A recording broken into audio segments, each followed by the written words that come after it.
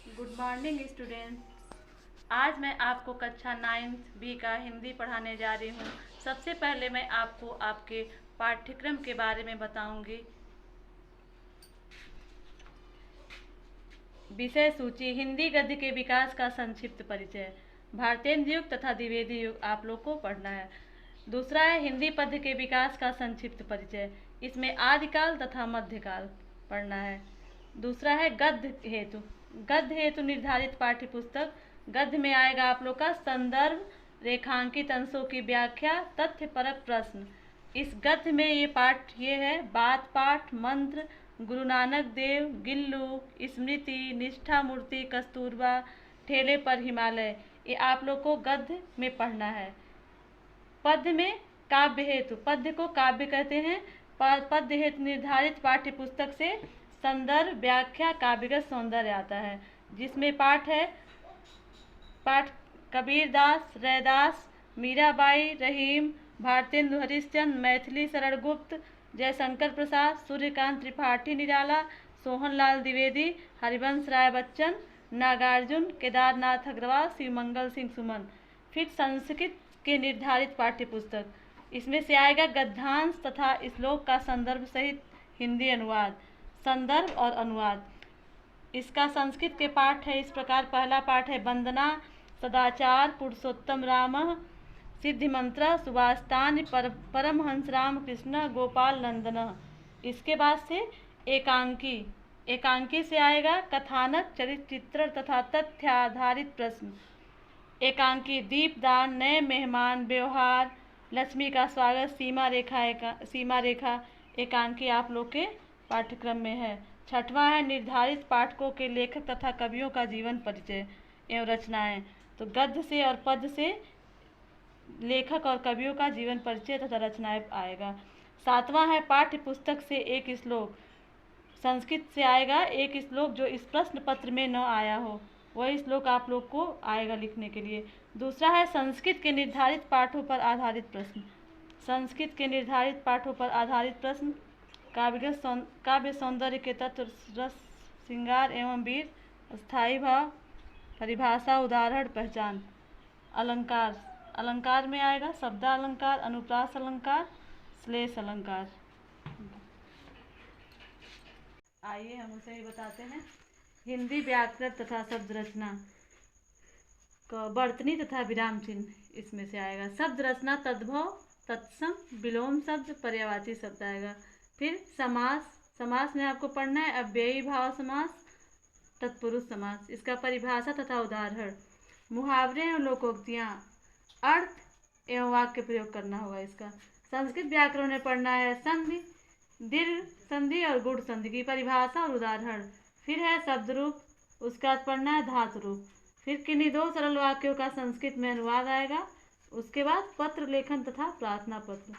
अब हम 9th B का हिंदी भाग 1 पढ़ाने जा रहे हैं। सबसे पहले हम हिंदी साहित्य का इतिहास पढ़ाएंगे कि हिंदी साहित्य का इतिहास क्या है। इतिहास, इति धन हास दो शब्दों से बना है, जिसका अर्थ होता है यह ऐसा ही हुआ। इतिहास का अर्थ है अतीत से घटित घटनाओं का क्रमबद्ध विवरण। इस प्रकार हिंदी साहित्य का इतिहास से क्या तात्पर्य है, इसके बारे में आचार्य रामचंद्र शुक्ल के अनुसार प्रत्येक देश का साहित्य वहाँ की जनता की चित्तवृत्तियों का संचित प्रतिबिंब होता है। तब यह निश्चित है कि जनता का चित्तवृत्ति के परिवर्तन के साथ साथ साहित्य के रूप में भी परिवर्तन होता चलता है। आदि से अंत तक इन्हीं चित्तवृत्तियों को परखते हुए आज साहित्य परंपरा के साथ इनका सामंजस्य दिखाना ही हिंदी का साहित्य कहलाता है।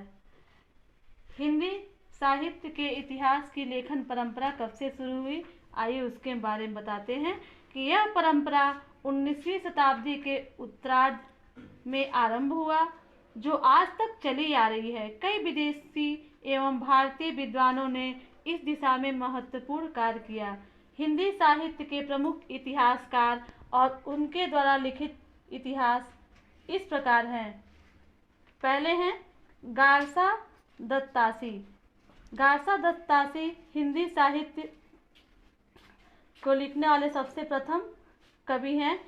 पेरिस विश्वविद्यालय के में उर्दू के प्रोफेसर। इनकी रचना इस्तवाद इल लिटरेच्योर हिंदुस्तानी जो 2 भागों में है, जिसके प्रथम भाग में कवियों के परिचय तथा द्वितीय भाग में कवियों की रचनाओं के उदाहरण हैं। कवियों की संख्या 738 है। हिंदी साहित्य का यह इतिहास फ्रेंच भाषा में लिखा गया है तथा इसे हिंदी साहित्य का प्रथम इतिहास ग्रंथ माना जाता है। दूसरा है मिस्र बंधु। मिस्र बंधु ने मिस्र विनोद लिखा। इसमें विभिन्न कवियों और उनके साहित्य का विवरण प्रस्तुत किया गया है। तीसरे हैं जॉर्ज ग्रियर्सन। इन्होंने लिखा है the modern vernacular literature of Hindustan नामक इतिहास ग्रंथ का लेखन किया। चौथे हैं शिव सिंह सेंगर। इनकी रचना का नाम है शिव सिंह सरोज। उसके बाद आचार्य रामचंद्र शुक्ल आते हैं। सर्वप्रथम एक सर्वसम्मत एक वैज्ञानिक इतिहास लेखन प्रारंभ किया। उसके बाद हजारी प्रसाद द्विवेदी, डॉक्टर नगेंद्र बच्चन द्वारा लिखा गया इतिहास भी इसी में जुड़ता चला गया। आइए हम एक नज़र हिंदी गद्य साहित्य के विकास पर डालते हैं कि हिंदी गद्य साहित्य का विकास कैसे हुआ। इसमें सबसे पहले प्राचीन काल आता है। प्राचीन काल में राजस्थानी गद्य तथा ब्रजभाषा गद्य का विकास हुआ। राजस्थानी गद्य 11वीं शताब्दी से 14वीं शताब्दी तक, ब्रजभाषा 14वीं। हिंदी गद्य साहित्य के विकास के बारे में बताऊंगी। इसके पहले मैंने आपको प्राचीन काल तक पढ़ाया था राजस्थानी गद्य के रूप में, फिर मैं इसे पढ़ा रही हूँ। प्राचीन काल राजस्थानी गद्य। प्राचीन काल में राजस्थानी गद्य लिखा गया जो 11वीं शताब्दी से 14वीं शताब्दी तक माना जाता है। इसके लेखक हैं मुनि विजय सिंह, संग्राम सिंह। फिर उसके बाद आता है ब्रजभाषा गद्य। यह 14वीं शताब्दी से 16वीं शताब्दी तक। इसके लेखक विठलनाथ, गोकुलनाथ, नाभादास, बैकुंठवणी हैं। प्राचीन काल के बाद आता है मध्यकाल। मध्यकाल में प्रारंभिक खड़ी बोली गद्य का विकास हुआ जो 17वीं शताब्दी से 18वीं शताब्दी तक माना जाता है। गंग इसके कवि हैं गंग कवि राम प्रसाद, निरंजनी, दौलत राम, जयमल। उसके बाद आता है आधुनिक काल। इस पूर्व भारतेंद्र युग, यह 19वीं शताब्दी से शुरू हुआ। इसके लेखक हैं ईसा अल्लाह खां, सदासुख लाल, लल्लू लाल, सदल मिश्र, राजा शिव प्रसाद, सितारे हिंद, राजा लक्ष्मण सिंह। आधुनिक काल के बाद आता है भारतेंद्र युग। आधुनिक काल में आता है भारतेंद्र युग जो सन 1868 से 1900 ईस्वी तक। इसके लेखक हैं भारतेंद्र हरिश्चंद्र, बालकृष्ण भट्ट, प्रताप नारायण मिश्र, बाल मुकुंद गुप्त, श्रीनिवास दास, देवकी नंदन खत्री, बद्री नारायण चौधरी, प्रेमधन। भारतेंद्र युग के बाद आता है द्विवेदी युग। द्विवेदी युग सन 1900 से 1922 ईस्वी तक माना जाता है। इसके लेखक हैं महावीर प्रसाद द्विवेदी, श्याम सुंदर दास, मिश्र बंधु, पदम सिंह शर्मा, चंद्रधर शर्मा गुलेरी, सरदार पूर्ण सिंह, बद्रीनाथ भट्ट, पदुमलाल, पुन्नालाल बख्शी। इसके बाद आता है बच्चों शुक्ल युग। शुक्ल युग को छायावादी युग भी कहते हैं, सन 1922 ईस्वी से 1938 ईस्वी तक। इसके लेखक हैं रामचंद्र शुक्ल, जयशंकर प्रसाद, प्रेमचंद्र, बाबू गुलाब राय, राम राय